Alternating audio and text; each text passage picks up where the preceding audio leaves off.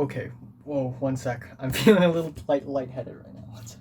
Hey, penis, what's up? It's the Culture Detective here, investigating your favorite albums, and today I'm going to do an album review on the latest Ariana Grande album, Positions. So, yeah. Oh my god.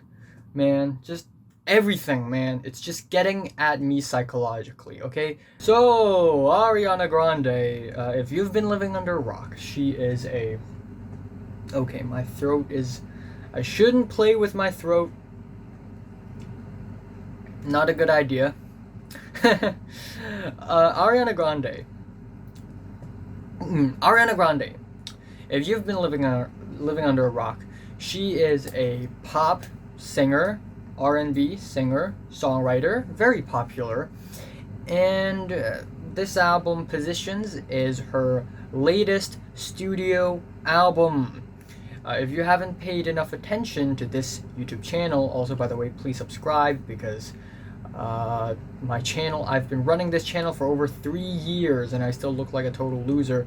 But anyways, I've actually reviewed Sweetener back in the year 2018, and it's not a bad album. Surprisingly, there were a few really well-written singles that are very catchy and fun. Even though, of course, there are flawed tracks, I still think the album is not as bad as I thought it would be. And then in the year 2019, last year, we have Thank You Next, which is even better in my opinion. While it doesn't reach the great highs of Sweetener, Thank You Next is ultimately more sonically consistent, has a more consistent production style as well. Songwriting wise, very strong. There are slow tracks that are very beautiful, and then more exciting, poppier tracks that are very catchy, bright, and fun as well.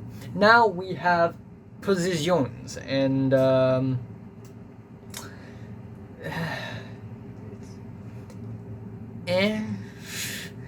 mean, it's not terrible. I wouldn't say it's terrible, but it's not as good as her last two albums, in my opinion. There are a few good tracks here and there, don't get me wrong, but overall, this album feels so much more average, so much more basic. The production style, with its slight trap beats, and the keyboards are pretty basic. And yeah, again, the good tracks here are, of course, really good. They bring a more updated R&B vibe to the mix really nicely. There are also a couple of tracks on this album that have a more throwback, nostalgic R&B style to them, which is really nice. And another thing I notice about this album is that this is a very horny album. Just most of the lyrics, most of the songs, actually all of the songs on this album, almost all, I don't know, are about sex. Well, it's quarantine, man. It's quarantine. It's getting into the people's head.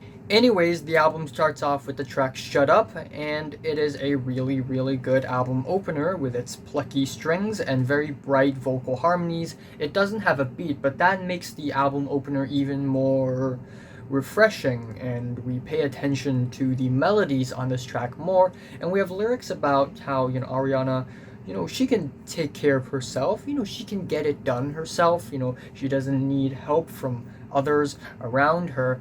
And yeah, shut up. Just shut up. And it's a really good song. Next up, we have 34 plus 35. I don't know what does that mean. That adds up to... Okay. I get it now. And instrumentally, this track, it's actually not bad. I have to admit, I like the nice poppy string arrangement with the slight trap beat, which is really well utilized into this track. The vocals are cutesy, the melodies are very catchy as well. But I guess my main issue with this track is its lyrics, and while, yeah, she's horny, she's talking about sex, and conveniently it's November, but the bar where she goes keep you up, keep you up, keep you up. It's kind of redundant. Or the line, I know how I get squeaky. What does that even mean, Ariana? Next up, we had the track Motive featuring Doja Cat, which is a low-key sensual R&B track with a trendy 4/4 beat. And while this track isn't bad at all, I just find Doja's feature kinda mediocre, and nothing instrumentally really stands out to me as well. The next track, Just Like Magic, is a spacey, drunken track about feeling powerful. And it's a funny track, okay? Here's the thing, there are lyrics like, I get everything I want because I attracted. Middle finger to the bum, and that I slap it. And essentially lyrically, this track is about how she likes living because she's getting everything she wants, but it's so blunt, it's so blatant. A small part of me thinks that Ariana, when she's writing this track, she's actually writing in a specific character where she's really happy with life, and she's very prideful, and she thinks she's powerful and stuff. And I hope that she is, because if she's not in a character when she's writing the lyrics for this track, ooh. Anyways, we have the track Off the Table, which is a really scant, bland, and spacey track. We also have The Weeknd featured on this track, and he doesn't really provide much onto this track, so yeah, a little disappointing. And the track 630, in my opinion, is just a pretty average Ariana Grande track with a trap beat and some faint keyboards. And we have the repeated refrains, are you down, what's up, are you down, what's up, are you down, what's up, are you down, what's up. And once again, it's kinda redundant, it's kinda repetitive, and not even in a fun way. Safety Net features Ty Dolla $ign, and it's a very basic, moody R&B track. Ty Dolla $ign's feature is kinda lacking in my opinion.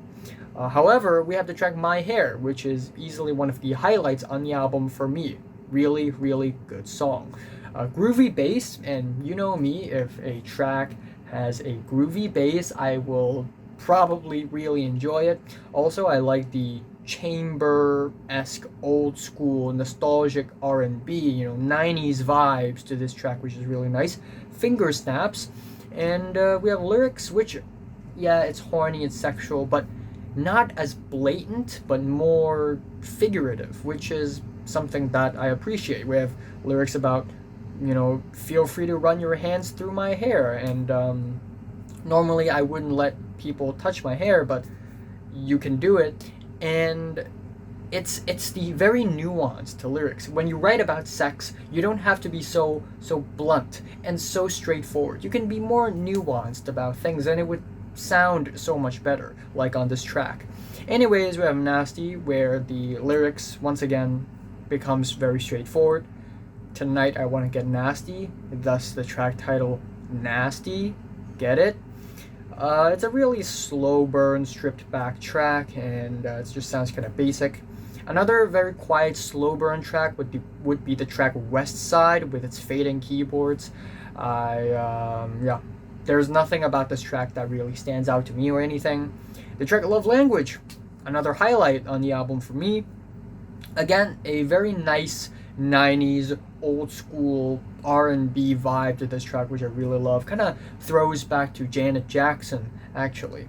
And we also get these swirly strings, which I don't know how to describe them, but I'll say this. It's funny. It's comedically swirling strings. And we also get the very bright and cutesy performances from Ariana, as well as construction noises 3 days in a row. 3 days in a row, I'm in my apartment, and these construction noises just terrorize me 6 hours every single day. But anyways, the speedy vocal bits provided by Ariana Grande is actually very catchy and fun as well. Anyways, we have the title track Positions, and instrumentally it's very basic, simple guitars, trap beat, and the lyrics are just mediocre as well. I'll be in different positions for you, as in what positions, and I'll be cooking in the kitchen for you. I'll be in the bedroom for you. A little stereotypical, but okay if it suits you, if it's your kind of thing, then sure. Anyways, we have the track Obvious, and this track is pretty typical for an Ariana Grande track as well, similar to tracks like 630 and West Side. This track is just pretty average in my opinion, and the opening of the track, I like the taste of you in the morning. Stop it. Get some help. At the end, we have the track POV, which is a simple love song, and it's a really nice and gorgeous ending to the album, in my opinion. The track is about genuine love and wanting to see your own self from your lover's point of view, because sometimes you just think you suck, but maybe in your lover's point of view, you're really lovable and nice, and you kind of want to know why would someone think that. And yeah, it's a good lyrical topic, and I think this track instrumentally and melodically is also one of the strongest on the entire track list, and the album opens and finishes pretty nicely. So yeah, while a lot of the tracks on this album, in my opinion, sound kind of basic, kind of average, kind of middle of the road for Ariana Grande, there are also a few highlights on the album that I enjoy quite a bit. And so, yeah, this is my verdict. This is my verdict. This is my verdict. Now I'm going to go back to doing college homework, trying to find things I've lost like 12,000 years ago, and just continuing listening to this construction noise. Yeah, my favorite track here is probably my hair, honestly. Honestly, I really like my hair. Not my hair. My hair sucks. I'm gonna have a haircut today, but the track, my hair. And my least favorite is probably honestly it's Off the Table featuring The Weeknd. This song is just boring. Maybe Safety Net, I don't know. I'm giving Ariana Grande's positions, not even for the memes, I legit want to give this album a strong 6 out of 10. So, have you listened to the latest Ariana Grande's album positions from 1 to 9? How much you rate it? Like it, and subscribe if you want more. And thanks for watching. I will be reviewing Meridian Brothers, Cumbia Siglo XXI next, as well as Reason and Trippy Red, Molchato Ma, Otraza with the album Jechom, Boldy James and Sterling Tolls, Manger on McNichols. Pretty good album.